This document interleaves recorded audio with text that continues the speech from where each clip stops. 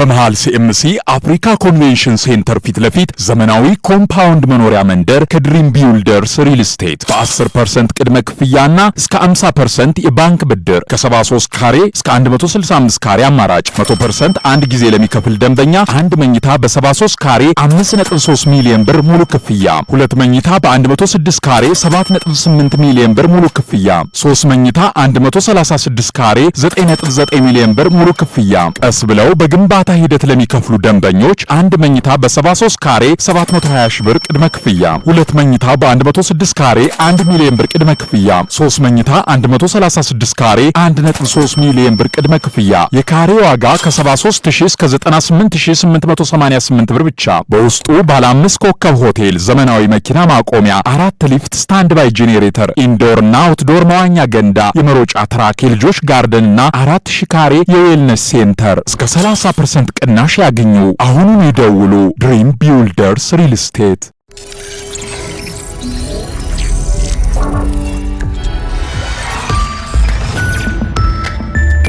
ይህ አዋዜ ሰበር ነው። ፕሬዚደንት ዶናልድ ትራምፕ አዲሱን ተለዋጭ የኢራን የሰላም ዕቅድ አላረካኝም ብለው ካልተቀበሉ በኋላ ከአሜሪካ ጋር ዳግም ጦርነት የመግባት ዕድል አለ ሲሉም አንድ ኢራናዊ ከፍተኛ ባለሥልጣን አስታወቁም።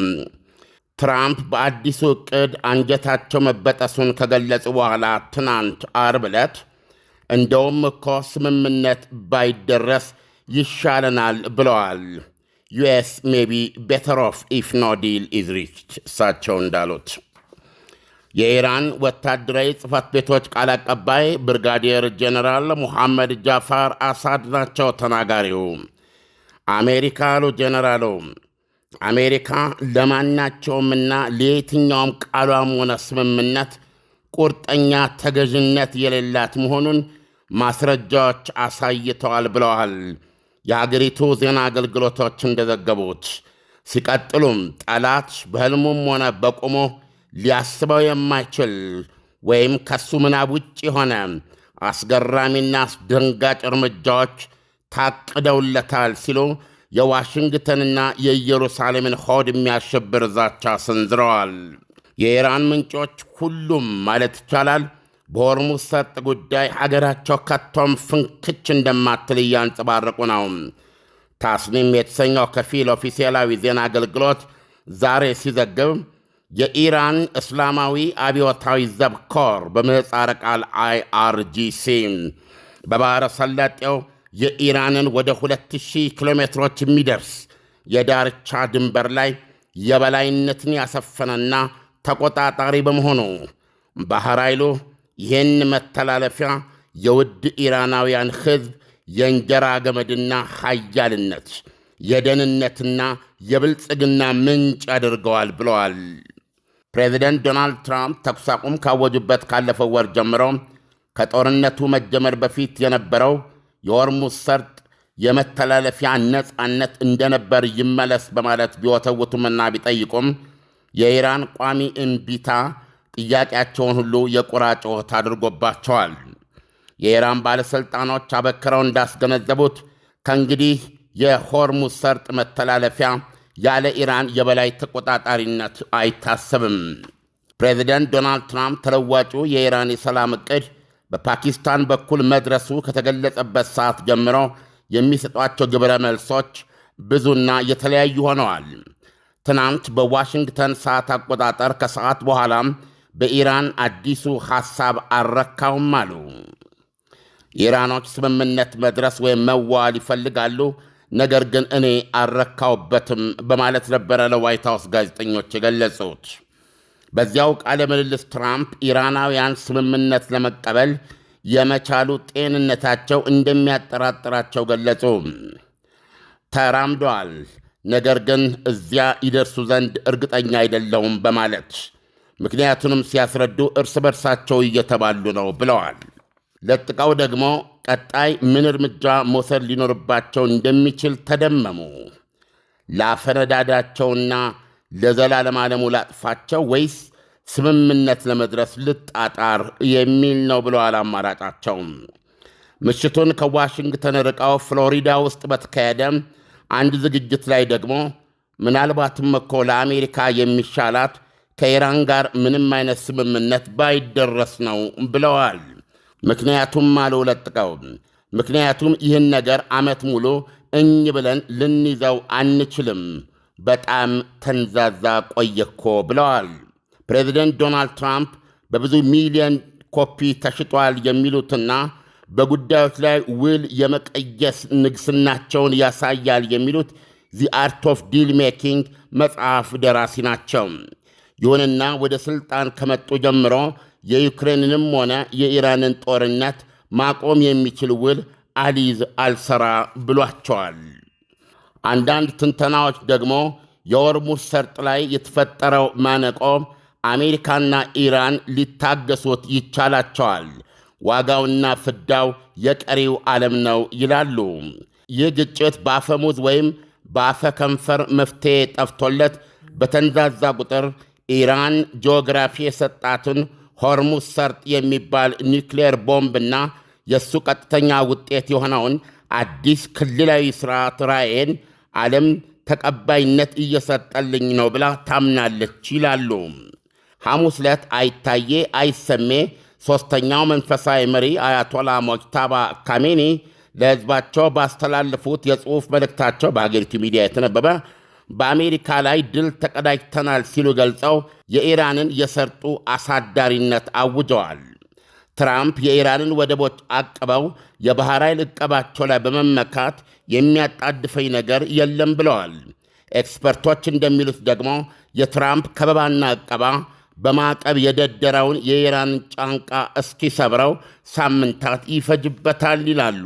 እነሱ እንዲህ ሲባባሉ ሳምንታቶችን በመካከላቸው በእልህ ሲያሳልፉ እየናረ የመጣው ዓለም አቀፋዊ ዋጋ የዓለም ሸማቹን ማኅበረሰብ ኪስና መሐረብ እየጨመቀው ነው።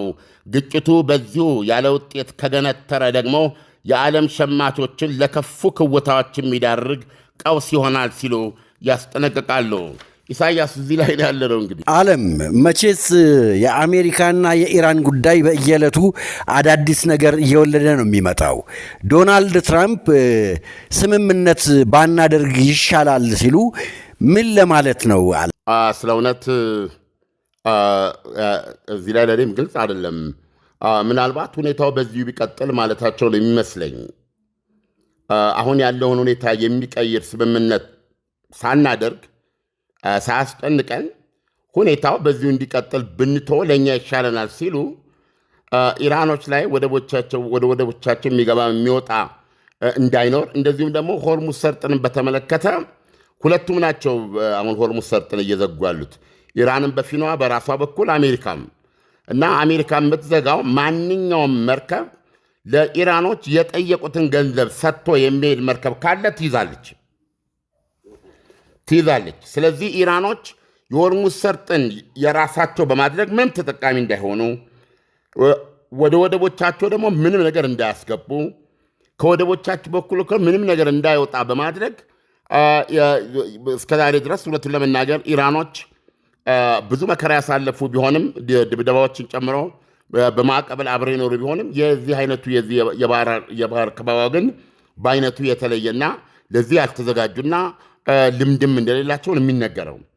ስለዚህ እሳቸው ለአሜሪካ ያለ ስምምነት ዝም ብለን ብንተወው ሲሉ አንደኛ ሆርሙዝ ሰርጥን እንደዛ በማድረጓ 78 ሳንቲም እንዳታገኝ፣ እንደገና ደግሞ ኢኮኖሚዋን ማፈን እና ይሄ አዘንደው ዘዴ የምንፈልገውን ውጤት ይሰጠናል ነው የእሳቸው አባባል።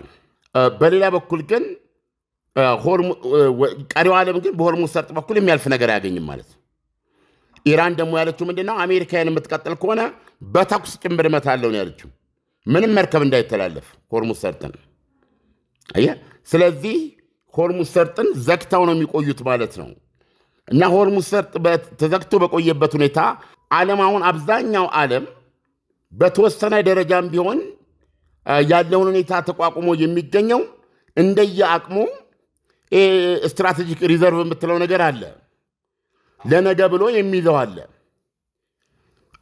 ያንን ከዛ እያወጣ በመብላትና እንዲሁም ደግሞ ይሄ ጦርነቱ ፌብሩዋሪ 28 የካቲት ድንገት ፈንድቶ ይሄ ከመምጣቱ በፊት በነበሩት የካቲት 20 ክፍት ነበረ፣ የካቲት 19 ክፍት ነበረ። በዛ አጋጣሚ በዛን ወቅት ያስገቡ ሀገሮች እሷን በመጠቀም ነው።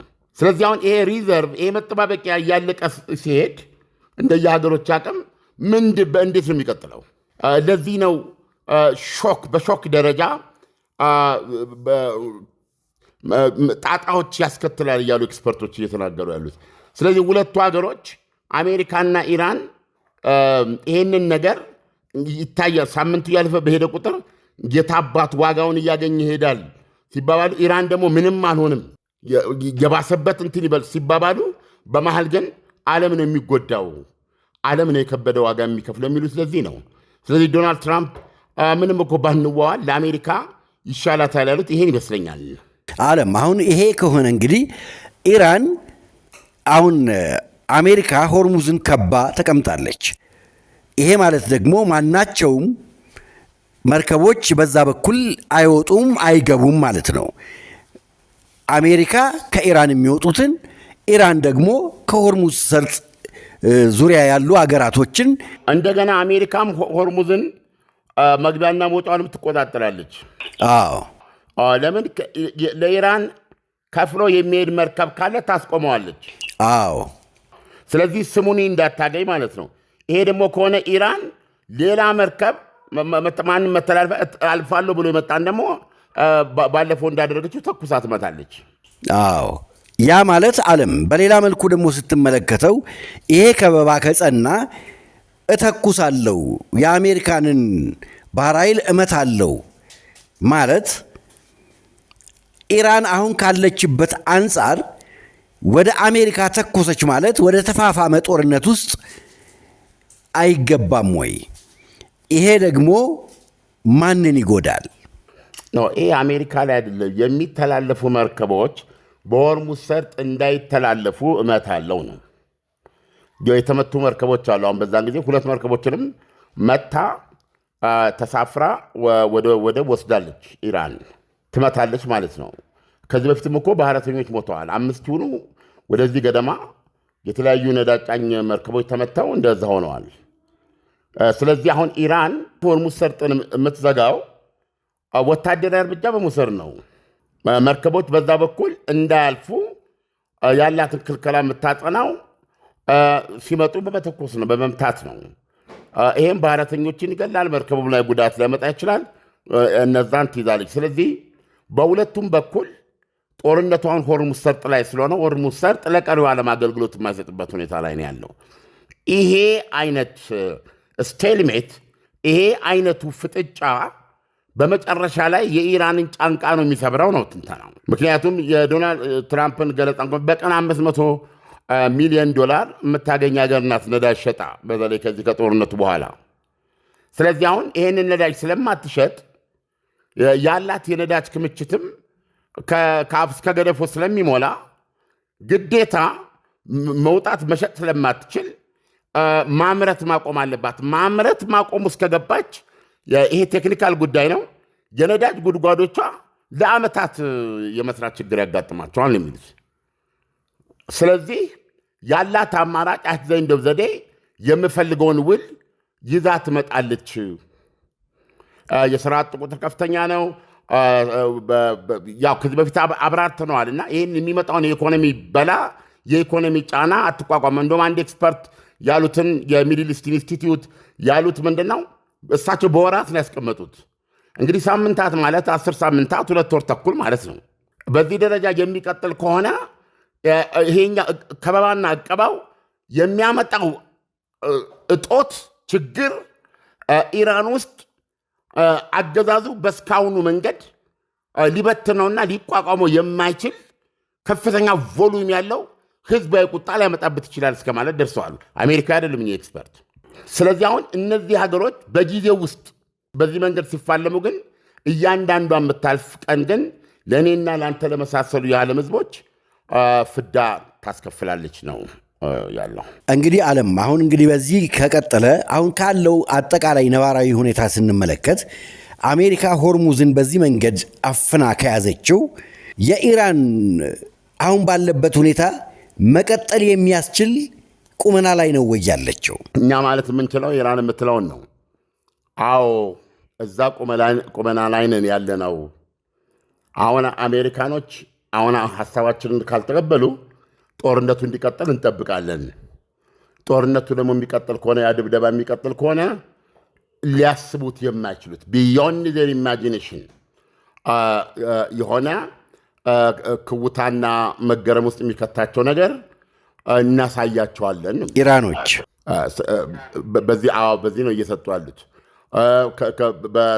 ምንድነው ይህንን ዘገባ በትናንት ዘገባው ላይ ሰርተናል። የኢራን ፓርላማ የብሔራዊ ደህንነት ኮሚቴ የሚባል አለ። የወታደራዊ ጉዳዮች ኮሚቴ እሳቸው ያሉት ምንድን ነው? ይህ ጦርነት እንደገና ቢነሳ አንድም የአረብ ንጉሥ አይቀርንም ብለዋል። ያው መከረኞቹ የሰላጤው ንጉሶች ማለት ነው። እነሱና የእነሱ ቤተመንግስት ኢላማችን ነው የሚሆነው፣ ወደ ሲኦል ነው የምንልካቸው ብለዋል። እና አሁንም ቢሆን ደግሞ አሜሪካ ዶናልድ ትራምፕ የቀረበላቸው አዲስ ወታደራዊ ዕቅድ የማዕከላዊ እዙ ያቀረበላቸው በጣም በጣም ኃይለኛ ግን ለአጭር ጊዜ የሚካሄድ እና አንድ ተንታኝ እንዳሉት የአሜሪካንን ዓለም አቀፋዊ ወታደራዊ የበላይነት ሰርቶ ማሳያ የሆነ ድብደባ ነው። እና ያ ድብደባ ደግሞ ኢንፍራስትራክቸር እንዲጨምር የኤነርጂ ኢንፍራስትራክቸር፣ የኤሌክትሪሲቲ ምናምን የምትለውን ማለት ነው። በዚህ ደረጃ ያለው ወታደራዊ ዕቅድ ቀርቦላቸዋል ዶናልድ ትራምፕ። ይሄ ማለት ማዕከላዊ ዕዙ ይሄን ለማድረግ ዝግጁ ነኝ እና ትእዛዞትን ነው የምጠብቀው ማለት ነው። ይህም ዶናልድ ትራምፕ እጅ ያለ ነው። ኢራኖችም የሚሉት ይህንን ነው የሰማው። በእስራኤል በኩል ደግሞ ይሄ ጦርነት እስካሁን የተካሄደው ጦርነት ራሱ ፋይዳ የለውም። 440 ኪሎ ግራም 60 በመቶ የበለጸገው ዩራኒየምን ከኢራን እጅ አውጥቶ የማያስረክበን ከሆነ ራሷ እስራኤል ተዋግታ በወታደራዊ መንገድ እጇ ውስጥ ማስገባት አለበት፣ አለበለዚያ እስካሁን የተደረገው ውጊያም ዜሮ ነው የሚል መግለጫ አላት። እና ይህንን እንደዚህ ነገሮች ደምረ ስትመለከት የዚህ የሆርሙዝ ሰርጥ ጉዳይ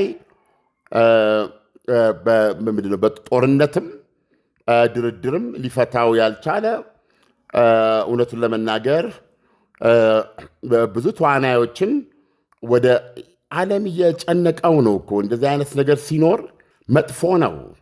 ስለዚህ እንደዚህ አይነት ሁኔታ ውስጥ ነው ያለ ነው። ኢራን ብቻዋን እንዳልሆነች እርግጥ ሆኗል። ከኋላ ራሽያና ቻይና አሉ። እገዛቸው እኛ በማናውቀው መልኩ ሊሆን ይችላል።